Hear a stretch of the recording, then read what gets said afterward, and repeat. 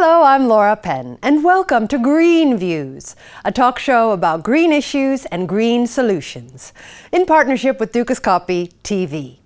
In addition to their social and economic impact, fossil fuel subsidies have a significant impact on the environment, specifically on climate. They incentivize the use of fossil fuels, and they disincentivize using resources efficiently and investing in renewable energy. Here to talk to us about the benefits of phasing out fossil fuel subsidies is Laura Merrill.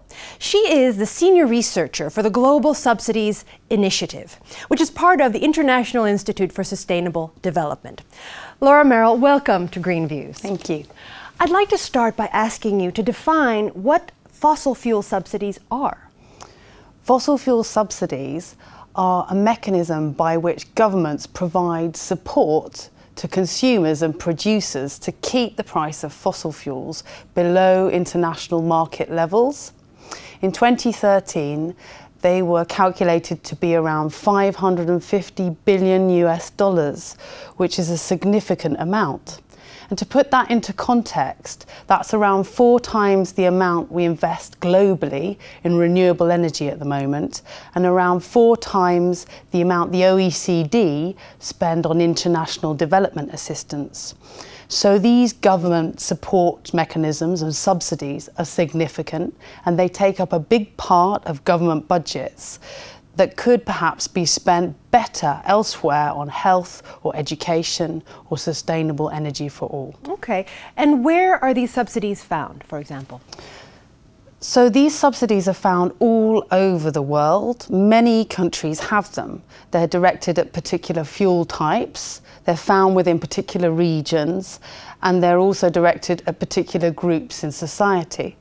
So for example, countries that have fossil fuel subsidies might be large oil exporters, for example, across the Middle East, but also there are countries that are importers of oil and resources, for example, in Southeast Asia, that also have fossil fuels. Around half the value of fossil fuel subsidies are to be found within oil or transport fuels, so around gasoline or diesel, to keep the prices of those fuels lower. And whilst the bulk of these subsidies are found to consumers, there is an important slice of subsidies that are directed upstream at producers through tax breaks to enable producers to extract and produce more fossil fuels. Okay, and why are fossil fuel subsidies a problem for sustainable development? Well, fossil fuel subsidies are a big problem for sustainable development, partly because they're so large and pervasive and because many countries have them, but for 3 main reasons really. The first one is economic, and in the long term they hold countries back from economic growth, and they also take up a big part of government budgets. The second reason is that they're bad for the environment, and the third reason is that they're a really inefficient way of targeting social assistance programs to poor people. So on the environment, the reason that the subsidies to fossil fuels are a problem is because they work against energy efficiency, they work against renewables competing on a level playing field, and they also contribute to pollution and congestion in our cities. But they also contribute to carbon emissions.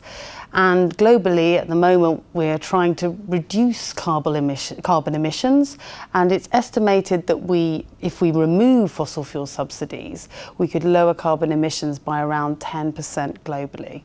Can you give me an example of where the phase-out for fossil fuel subsidies is taking place and where it's working? So right now there's a window of opportunity for countries to work to phase these fossil fuel subsidies out because we're in a situation with a low oil price. So in the last couple of years, around 30 countries took some steps or measures to reform these subsidies. And notable examples include countries like India, Indonesia, and Morocco. Okay. And what can governments do to scale up their phasing out of fossil fuels? So in order for governments to be able to successfully phase these subsidies out, they need to follow a 3-pillared approach.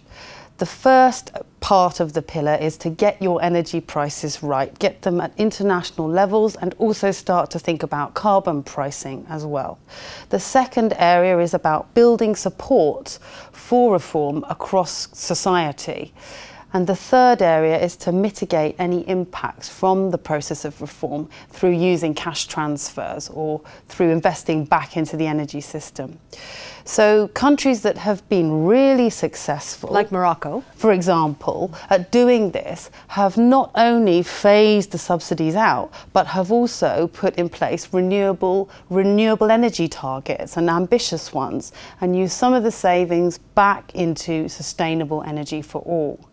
So in the long term, governments and society, civil society, businesses and research institutes such as ourselves need to work together now in this window of opportunity to remove and phase out these fossil fuel subsidies that are unfair on society but could lead to a fairer society and low carbon growth. Laura Merrill, thank you for these very valuable insights. And thank you for watching. This is Laura Penn with Green Views, a talk show about green issues and green solutions, in partnership with Dukascopy TV. Until next time.